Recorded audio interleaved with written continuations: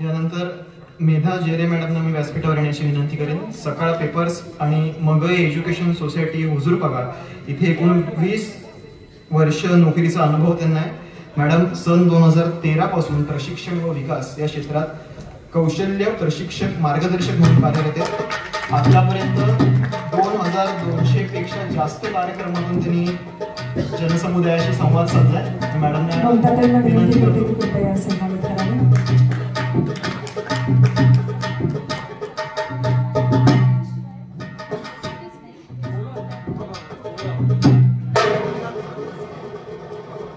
त्यांच्या पतिराजांना सुद्धा व्यासपीठावर निमंत्रित करण्यात यशस्वी असतात।